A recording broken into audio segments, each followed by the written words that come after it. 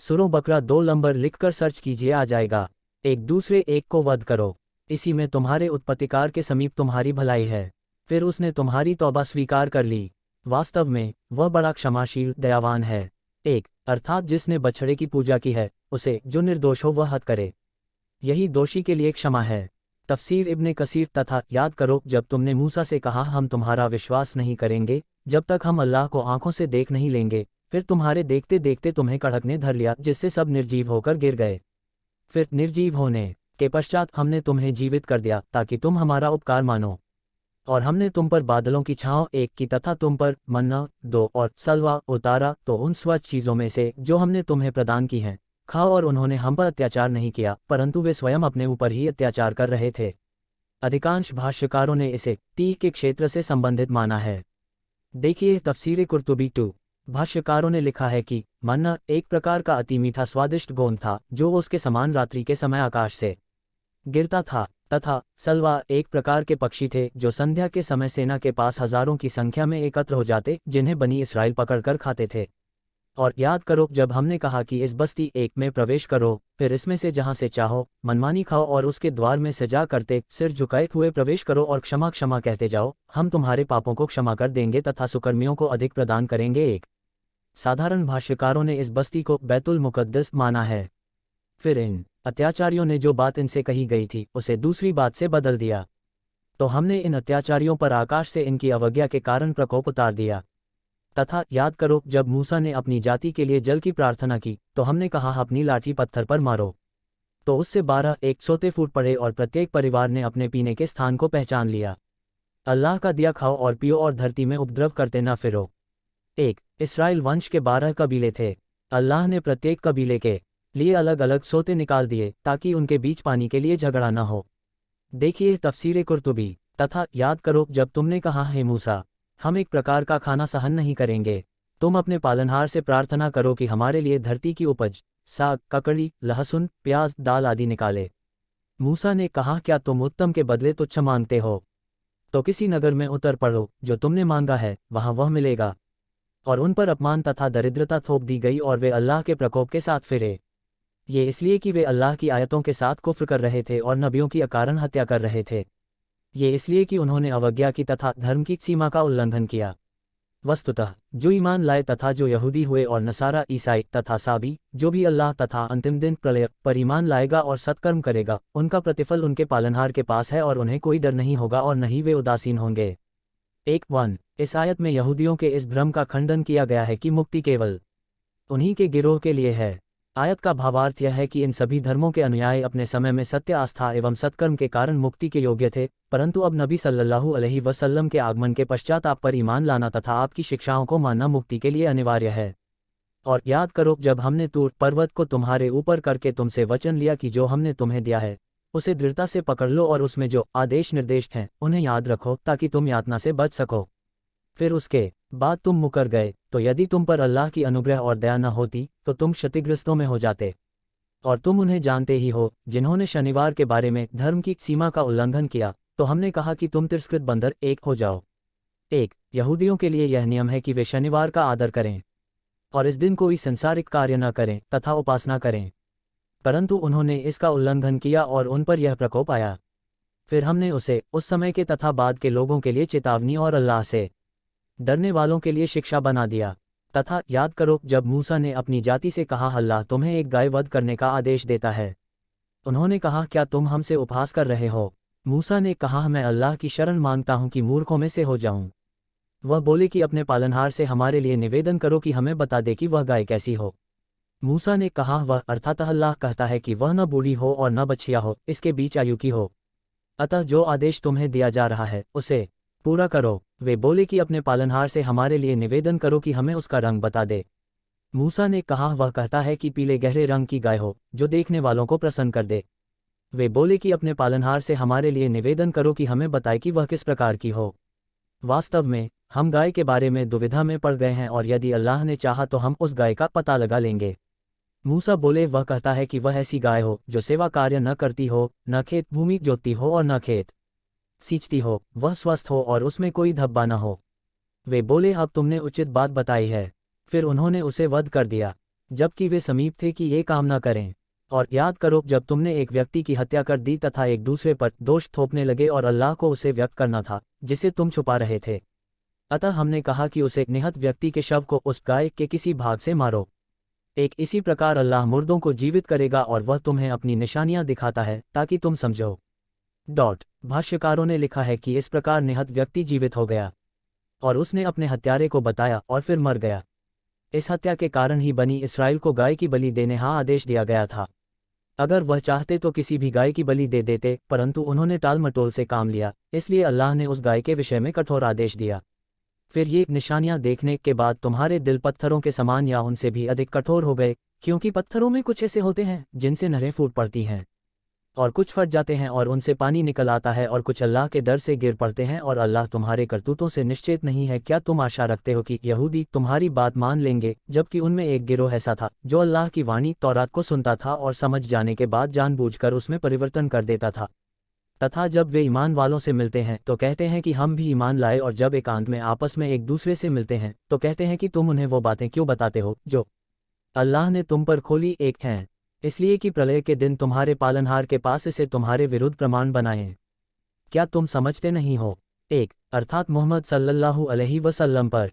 2 अर्थात अंतिम नबी के विषय में तौरात में बताई है।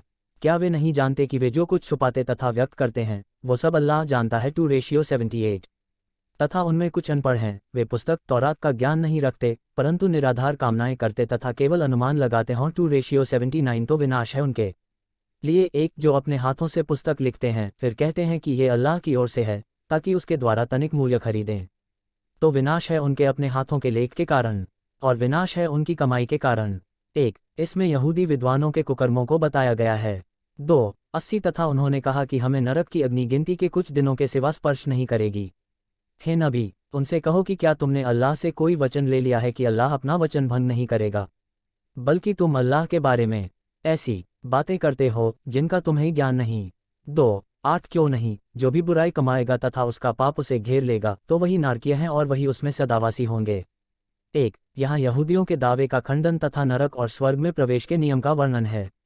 2:82 तथा जो ईमान लाएं और सत्कर्म करें वही स्वर्गीय हैं और वे उसमें सदावासी होंगे।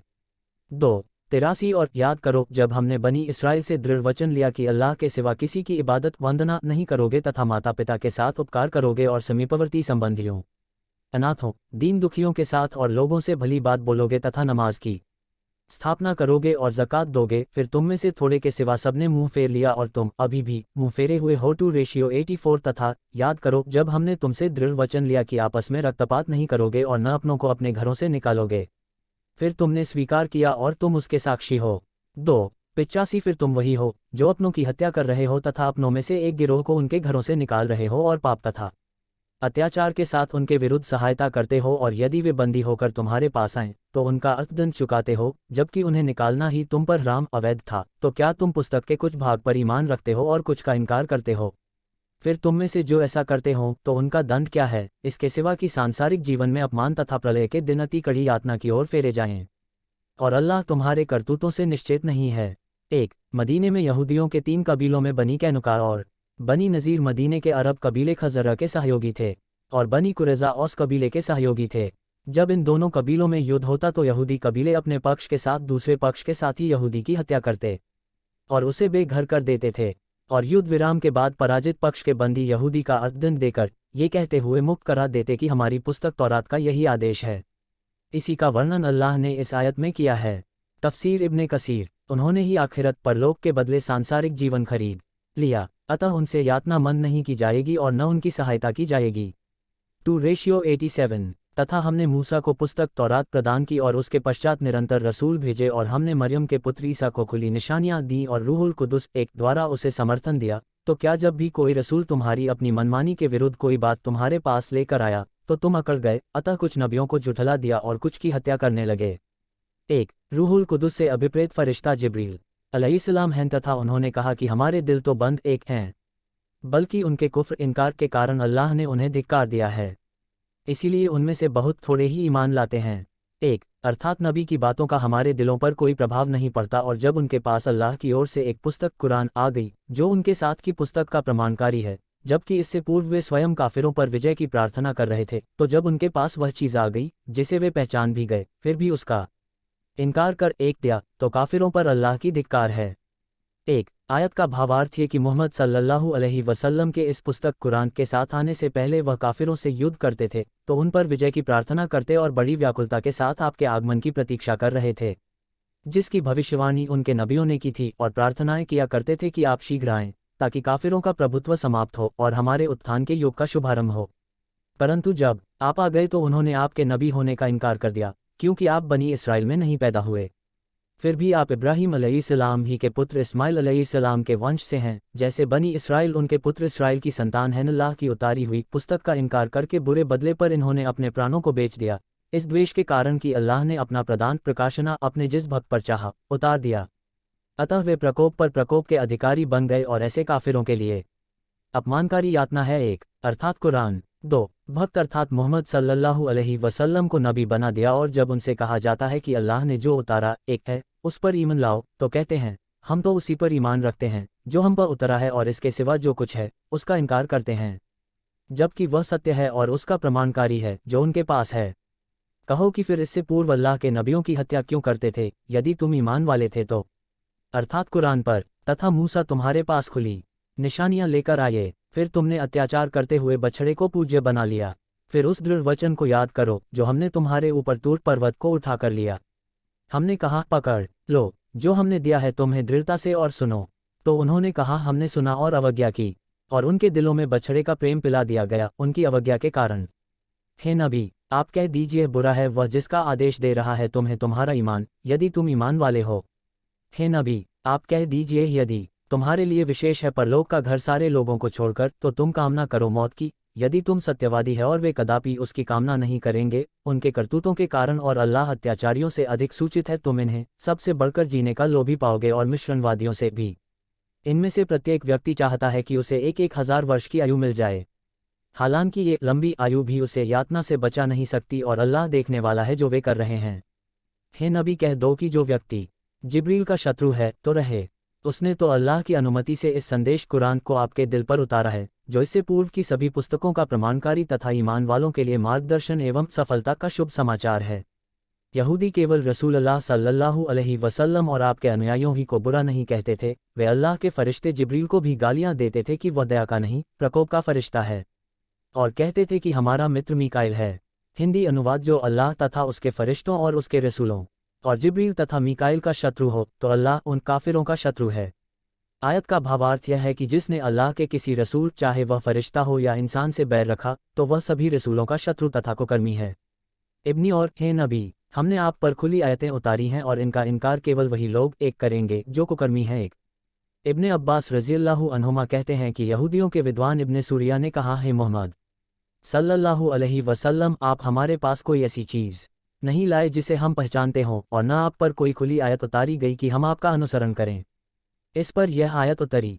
इब्ने जरीर, क्या ऐसा नहीं हुआ है कि जब कभी उन्होंने कोई वचन दिया तो उनके एक गिरोह ने उसे भंग कर दिया, बल्कि इनमें बहुतेरे ऐसे हैं जो ईमान नहीं रखते।